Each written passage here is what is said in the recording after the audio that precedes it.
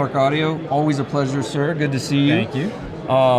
What do you think of CanJam this year? This is pretty big. It's crowded. It is crowded. It feels bigger than last year, doesn't it? Yeah, this is the busiest I think I've seen. They said it was going to be the most sold out, that they're the highest sales and attendance that they've had at any event. To me, this has kind of like the feeling of crowd that the first CanJam New York had, which was packed. Somebody else said that today, that was streaming with me too. They felt like it was similar to New York, It's really lovely seeing this many people out to like have some fun and do headphones and have a good hobby. You know, it's after the last couple of years. we needed it. We needed this. Yep. Yeah, it's been great, and the good turnout, good vendors, good manufacturers. It's been fantastic. Everybody out there, if you are with us live, we'll take some time for some of you to show up, I'm sure, and there's a little delay, but let us know if you hear any audio issues. We are live on a showroom floor, so keep that in mind. It's not going to be like what you see on our channel studio quality sound, but bear with us on that. And we're going to get rocking and rolling. So just let us know if you hear any issues, though, that come up with the audio. So Dan, you just got back from one of my favorite places in the entire world. It's a harsh, inhospitable place at times from a weather elements, kind of, but if you embrace it. Well, no, that's another story altogether, but yeah. But we're talking Burning Man, and I didn't get to go out this year. I had my daughter this year. It wasn't a possibility. Yeah. So, I had her, and I had to watch her, but she's almost 5 now. But so, I have a lot of friends that went out there though, and it made national news about the weather being crazy and the mud and everything else. But some of the years I went out there where it rained and you could barely move anywhere, the sunsets after those storms were like the most epic thing you've ever seen. Tell us, how was your burn? Well, I have to say it was actually the best burn that I've been to, and this was my 15th burn. Nice. And pretty much every one of my campmates who I've spoken with about it felt the same way. And it was a fabulous experience. People need to understand when it rains at Burning Man, first off, of course what you read in the media is not actually reality, right? Totally. And nothing like a natural disaster at a festival filled with, people, especially when they're kind of high-tech people. Yep. It's the kind of thing that makes the media go, oh, all these high-tech gazillionaires stranded into the apocalypse. Which is a small fraction of what is actually happening. Which it was a attendees. And of course what happened in reality was it started raining heavily on Friday night, and I was sitting in my tent, just decided to catch a good night's sleep, and the forecast was for 1/10 of an inch of rain, which would have been a kind of mucky morning for a couple hours, but it would have dried up fast enough. Right. But instead we got 0.8 inches, and I could hear the rain coming down on my tent. I'm like, this is not going to be a 1/10 of an inch. And it was going all night long. It didn't stop raining till morning. Wow. And, I opened up my tent in the morning, and there was, 1/2 inch of standing water pretty much over everything. Oh, no. And the thing people will never understand about mud on the playa is that it's like the perfect combination of elephant snot, clay, and axle grease. Yeah. It sticks to itself, and it builds up on your shoes or your tires to the point where you're walking around with 40 extra pounds of weight on your feet, and your bike tires can't possibly get through the bike frame. Yet it doesn't stick to itself on the ground. Yeah. So you've got all this mud on your feet, but if you step down, you have no traction. It's frictionless. Yeah. So it's pretty impossible to walk. So pretty much in the morning, everybody had to spend a little bit of time for about an hour figuring out, how to actually adapt to being able to walk when the place is literally flooded. And it turned out that the perfect solution was you put on a sock, then you cover your sock with a gallon plastic bag, which you tape at the top. I saw that, yeah. Then you put another sock over the plastic bag and tape that to your pants. And then the mud didn't stick to the socks, but the socks got traction in the mud, and the bag kept your feet dry. So within an hour, everybody was back doing their things, and we repaired the damage, and we helped out the people whose tents had flooded or whose food, had been knocked out. Then we kind of got power back up in the camps. Burners are, if you ever want to be anywhere in a natural disaster, it's surrounded by burners. So resilient. 98% of them. There's still a couple percent that probably weren't prepared, but majority are. And those are the ones who ran away going, it's the apocalypse. And so, of course, that's who the media talked to. And so what you heard was, Chris Rock and Diplo flee Burning Man disaster. National Guard may be called in, and it was like, no, not really. You know, and actually. By dinner time, the ground had hardened up and people were out and about again. And that night, you know, there was a camp down the street that had live music playing, and I went to go see some and was rather surprised to see my nephew playing in a band from San Diego where their percussionist had gotten lost or couldn't do it, and so he stood in, and the event was back on Saturday night, and it ended up being just a wonderful overall experience. Good. That's what I like to hear. Yeah, I have to get back out there. It's been a few years. I'm thinking 2025 is going to be my target to get back out there, just with life and everything else. But I definitely, hopefully, if you go, I'll get to see you out there. I'll make it a plan. Well, come by the fire camp. Is that your camp name? Illumination Village. Okay, cool. Yeah. I'd love that. So we have a few things to talk about today. So one, I think I got to mention it because Andy sent me the Karina to review. Electrostatic, your new flagship electrostatic headphone. I'm definitely enamored with it. It's fantastic. It's just absolutely a very well balanced sound, and I'm going to be putting out I don't really like to call myself a review, but that's what reviews. I'm going to be putting out my impressions of it along with the product specifications and how I feel about it. But I can already tell you it's going to be a very, very positive one because I've really thoroughly enjoyed it. So tell me a little bit about the development process of that headphone, how you incorporated your technology, your AMT technology into it to produce that sound, and just share a little bit about that with us. Sure. Well, the original Voce headphone was designed, I guess we started that project 8 or 9 years ago, and that we did it because I'd always appreciated the clarity of electrostats, but at the time, as I said, I always felt that the tonal balance of a lot of the electrostats just didn't match what I hear from live acoustic music. And I'm kind of the school where when I voice and design products, I want them to sound like I would experience them in live venues with perfect acoustics. And in particular, I'm talking about acoustic music right now. Because in my mind, if you can do acoustic music correctly, then almost everything else will follow. And I just never felt like the tonality that I got from electrostats was what I actually experienced when I'd listen to a live string quartet or a symphony. And so the goal of the Voce project was to see if I could make an electrostat that had a different tonal balance and timbre from what you're used to hearing. And I think that was a good success. But in between then and when we came out with Karina, we developed AMTS technology. Yeah, AMTS, yep. And AMTS is really interesting because it's kind of a Swiss Army knife. I think it's very difficult in a short way to summarize all the things that it can do, but it acts as a multi-function device where in one sense it's a waveguide where we can direct which way the actual audio wave is flowing. So that gives us the ability to, for instance, create it so that the wave is approaching your ear as if the driver is out here. And that allows it to present a more front and forward sound stage. So instead of feeling like you're in the middle of the audio, it tends to push it so more like you're looking at the audio, which is how you experience live music. Right. Yep. Did you experience that as you're listening? Yeah. Oh, yes. So it moves it forward, and that's one of the functions is the waveguide allowing us to orient the direction of wave propagation.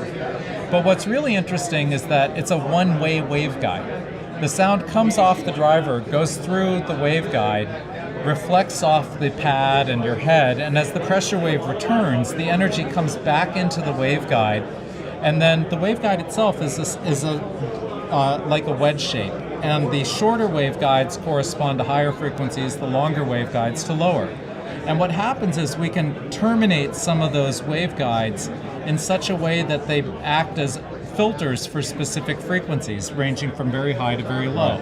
And in the other axis, we have multiple resonators, so we can program how many we activate and how deep the filtration effect is at a given frequency. So using that, we can basically dial out all the standing waves that you normally get in the high frequencies around your ear. And for people who are more familiar with two-channel audio, it's sort of like being able to take all the standing waves in bass out of a room. Probably many people have noticed If I go to a nightclub and I walk around near the corners, there's just way more bass. Yep. If I go to this magic spot in the center of the dance floor, there's way more bass. And, in headphones, the room is your ear area, and because that room is so small, those same effects are high in the high frequencies, which is why a lot of headphones have kind of a synthetic sound to the highs. A perfect example is reproducing cymbals, where a lot of the time you'll hear a tss sound, but if you actually will go to a music store or just listen to live acoustic drums, it's more of a tang sound. And to be able to reproduce that tang sound, you have to be able to reproduce a very broad, complex set of harmonics. And if half the harmonics have holes in them and the other half have big peaks, it won't sound like metal. Right. So the whole goal of the AMTS was to solve that problem and allow us to shape the high frequency response and eliminate the standing waves. And then the last thing that it does is the surface of the part actually acts like a diffuser, so it can reflect the reflected energy back in different ways and at different times to kind of randomize the reflections a bit. Sort of like when people put diffuser cubes in a room to break up reflections off walls. My sound room is fully treated, all reflection points based. You're speaking my language from a 2-channel perspective, but you're doing it in a way with headphones, which is highly impressive. Yeah, and so that's the real neat thing about it. It's a waveguide, it's a filtration system, and it's a diffuser all in one. So that's so cool. And I mean, I've always enjoyed your headphones. When you started incorporating that technology, it was like you leveled up. Like your whole game went to a whole nother level. I was like, damn, Dan, okay, I see where you're going with this. It's pretty neat, and as a result, the headphones have a very different feel to them than other people's headphones. And whether you like that or not, that's a different question. Well, sure. But I mean, for me, and the goal of what I'm trying to accomplish by making it close to what I hear live, that's what that was the genesis of that, to solve basically, the problem of standing waves that had made me crazy since I started doing headphones. Right. Well, the other thing I love so much about the Karina, is the fit and finish. Like the metalwork is pretty nice. Oh my gosh, it's beautiful metalwork, and then also comfort. Like it's such a on-brand thing for you that you, like we talked about it last year. You have to be able to wear it for 8+ hours. If it doesn't pass that test, it's not ready. It's not ready yet. Yep. So I mean, for me, that's another thing. I want to be able to kick back, listen to it, and just not feel like I'm wearing a headphone. And your headphones have really, achieved that. So. Yeah, it's nice to not have something pressing on your cartilage or squeezing your head too hard or making a hot spot on the top of your noggin. 100%. Yeah, I don't want to feel like that guy in Casino where they're like, the vice, like what, And unfortunately, I bought headphones like that, and I enjoyed them for other reasons, and I kept them. But eventually, I was like, that's not, it becomes fatiguing after a while if your head's getting squashed, So I love that and respect that about what you guys are doing. Go ahead. I was just telling my phone to stop ringing. Oh, yeah, no worries. So, we have a question here, actually. Let me add this to the broadcast. Are the expanse driven well by tubes such as the Woo Audio Dip? I love your headphones off tubes. That's primarily one of my... Well, I also love them off the Cord, my Cord Hugo TT2 also, and my Hugo 2. So they go really well, but I've listened to a lot of tubes with your headphones. I love tubes with it. I have 2 different types of tube amps. I have, like at home, I have a Woo Audio 5, which I equipped with some, the new Western Electric. Oh yeah, WE. The new 300Bs. Yeah, the new 300Bs, which awesome. They really did a great job with that. Mad props. Yeah, I love those tubes. And that has gobs of power, and because Jack and I had talked about it, he put a low impedance tap on it that kind of matched the alignment of our lower impedance headphones. Sweet. And that's the real thing with tube amps is make sure that it's got the right type of output impedance. Yep. Tube amps that won't work with our headphones are often OTL designs, which are really going to work with high impedance dynamic headphones where you're over 150 ohms. Those just won't drive what we do. But like Wu Audio's products, all the ones that he's made, especially his bigger amps, like 23, the 5, The WA22 even is a fairly powerful tube amp as well. Yep. Yeah, and it has a selector between high and low, so I think that would also work too. So that the answer is yes, that works fine, and we like Jack's products. Very cool. Thank you for that question. And then also, well, we kind of talked about it a little bit, but let's see if there's anything else we want to touch on.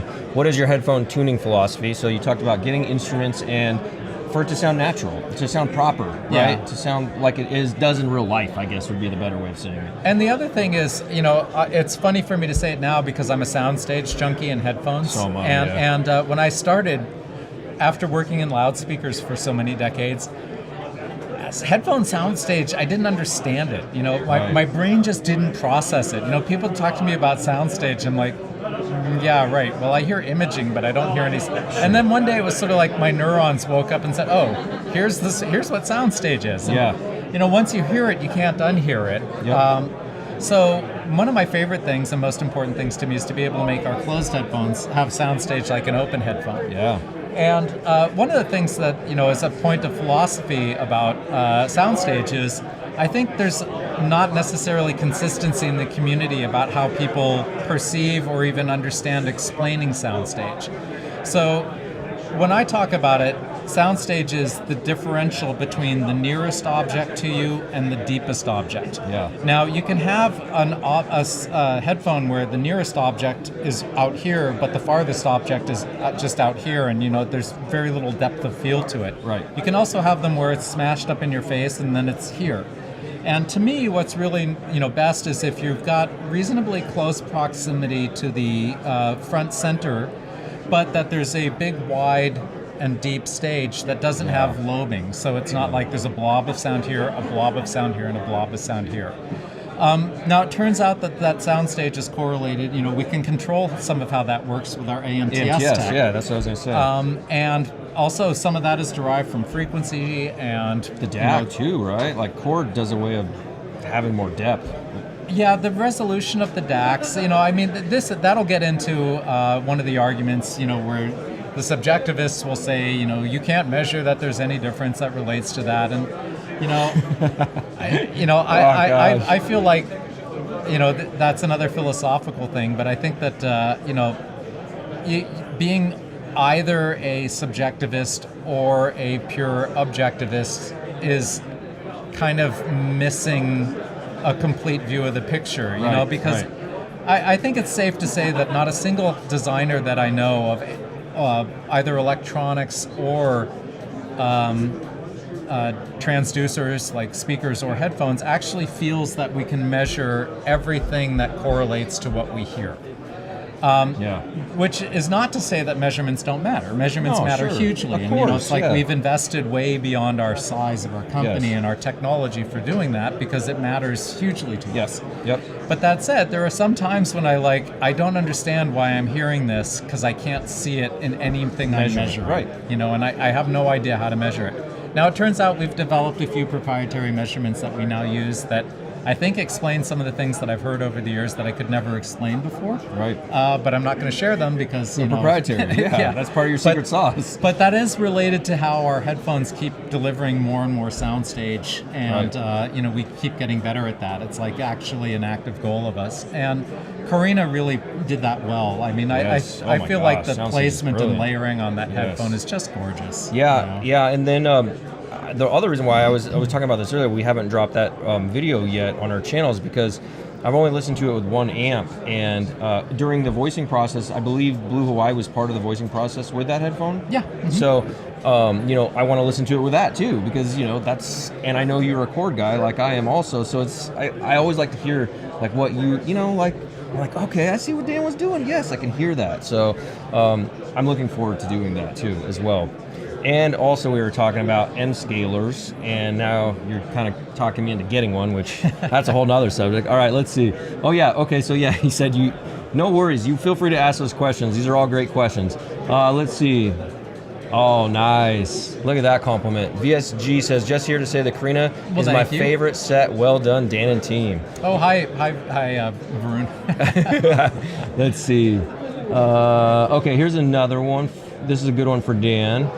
Does headphone seal affect the waveguide technology more than non-waveguided headphones? Glasses, i.e. like glasses or frames or beards, for bearded guys, I don't know. Not so much. Because the AMTS effects are generally above 3 kilohertz, they're a little less seal dependent. Now it does happen that if you break the seal to a large enough degree, in fact what will happen is the shifting of the load to the driver will have some derivative effects on the upper frequencies, but they're very small compared to what's going on in the bass region. Now, generally, there is a tip that I use, and this doesn't work for everybody because of the nature of their eyes or glasses, but if you are wearing glasses, thin wireframes that go flat to the face will probably not break your seal at all. So the first option is to get thin wireframes on. But the other trick is you put the frame of the glasses on the top of the ear pad, and exactly like that. These probably aren't my ideal glasses I would listen with, but this is, I know from reading your threads that this is the way you do it. Yeah, and that works great, and so personally, that's how I have headphones on all day long at the office, and I can't work or read without reading glasses. Trying to do handwork down here, I just need reading glasses now. Yep. So, that said, if you have big, thick frame glasses or glasses that really pull away from your face, those will break the seal. Significantly, and so for those, try to get it on top of the glass, or get a cheap alternate for headphone listening. That's thinner, yeah, exactly. Great questions. Okay, let's see. So we have any other ones? No. Okay, so we have these beautiful headphones here, which has got to be probably one of your all-time best-selling headphones. That is our best-selling headphone ever. That's what I thought. Noirs. Yeah, Noirs. Yep. So, what has been the feedback on these headphones? I thoroughly enjoyed these headphones because they came from the Aeon 2s and they graduated into the Noirs. Yep. So, what have you heard between, I guess, this evolution to this newer version, new product of it? Because they're separate still. You still have both, correct? Yeah. Well, the neat thing about it is that the difference between an Aeon 2 closed and an Aeon 2 Noir is the ear pad. Right. And what we did was we designed an ear pad that would manipulate the upper bass to mid-range to create a curve that's a little more close to the Harman curve, but it is there. Finally got to tell my phone to stop ringing. It's sort of like, doing an interview should be like a movie theater. Okay. You turn off your phone. It's all good. But the goal with it was, after the Harman curve came out, I kind of began to reevaluate, how headphones were voiced. And initially, I was kind of skeptical about the Harman curve because even though I was familiar with the way the couplers affect the frequency response, it just didn't seem to me intuitive that would correlate to a relatively good listening experience. But as I studied it more and I began to experiment with some EQ, I thought it might be fun to bring out a product that hewed a little closer to that with some variants. And so this is basically, was tuned much closer to the Harman curve, a little extra emphasis on the bass and a little extra emphasis on the treble region to give it a bit of a more fun tuning. Right. And that really hit a nerve with people, and it really, to this day, it's our highest volume selling headphone. Well, and the value you get, the price of it for what you're getting is also pretty fantastic too. And the portability factor, transportability factor, I guess, And they're built in California. Yep. Which American made, baby. I'm very proud that we've kept all our manufacturing here. Yep, it's fantastic. Very good. Do we have any other questions? I know Dan has one other thing he's got to run to soon, so if you have any other questions, pop them in here. We got a few other minutes. What about any new music that you've just been jiving and vibing with lately? Well, recently I've really started enjoying going back through my collection of mid-1970s electronica. Awesome. I love that. Believe it or not, I actually have been into electronica since about 1976. That's so cool. Like Kraftwerks and I saw Kraftwerk the first time they came to the U.S. I saw incredible. Tangerine Dream back in the day, with the original crew. Gary Newman. I saw the first Devo tour. Yes, I was listening to Devo on the drive down. And so I've actually been on a real kick lately because a lot of the music that I loved in the 70s, they're remastering it now. Like one of my favorite punk bands was the Gang of Four. Very cool. And they remastered Entertainment and Solid Gold, which are two of my still favorite albums of all time, and I've really spent more time than I should re-listening to those. Because if you ever want to hear punk played by seriously good musicians, the Gang of Four's early albums are just fabulous. Very cool. I love it. It looks like we have time for maybe one more quick question. It says, do you have a retail presence in Japan right now? We have limited retail in Japan. Our distributor that we used in Japan did shut down. We do have a couple of retailers in Tokyo. I may not have their names on our website, so if you email info@danclarkaudio.com and ask us to update our Japanese retailers, I will get the retailers posted for you. Very cool. I can't see without. I gotta. Oh, any new headphones in the work? I mean, a maker's probably always doing something, Yeah, but you know, if it's there like. weren't, we'd be a really shitty company. I love it. I mean, But that said, we also don't talk about new products. Right, exactly. I am an ex-Apple employee, and I really did learn the value of not it talking hush-hush, about yeah. things that you can't deliver and may never deliver. Yep. Because Smart. early in my career was when Osborne Computer was, like the big computer company, and they were the ones, they were bigger than Apple, and they were the, one everyone was watching. Then Adam Osborne came out and talked about the Osborne 2 is going to be better than anything ever made, and will boil your water for you. And of course, everybody stopped buying their computers, waiting for what was next. And the thing people don't understand about R&D for projects like these is it can take us years to develop some of these headphones or come alive. technologies. Yep. And you're never really sure when we're done, because we're not driven by I will release a headphone in October. We're driven by when will I have something that's worth releasing that moves the ball forward. Right. And I feel like our products are playing at a pretty high level now, and moving the ball materially forward is in Becomes some more and more sense, challenging. It's harder than it used to Yeah. be, because big ideas and inventions don't, like AMTS Sure. don't come often. Right. Yeah. I love it. Do you have anything else you want to tell any of the viewers or viewers that might be watching this after the fact out there? No, nothing particular. Okay. And And keep your ears safe. Oh, here, I'll share one fun trick. Yes. This is a lot of people have no idea how loud they listen to their music. That's true, And yeah. one thing that always becomes clear when you come to a show like CanJam is you'll occasionally hear the person who's got it so loud that everybody within 30 feet goes, uh-oh. Yeah. and there's a really neat trick. There's an app called Decibel X you can get. I don't have any financial interest in Decibel X, and I don't know the guys who made it, but it's a great little app. It's free, and you can use it on your phone, and it will measure both peak and average SPL. And what you do is you put it on your phone, you turn it on, you set your phone on the table, you take your headphone and put it so that the microphone of the phone is kind of in the center of the ear pad, and you gently push Sweet. it down a little bit to seal it. Seal it. Okay. And then you just play your music at the volume you've been listening to and let it run for a minute. And when you take it off, it will show you what your average and peak SPL are.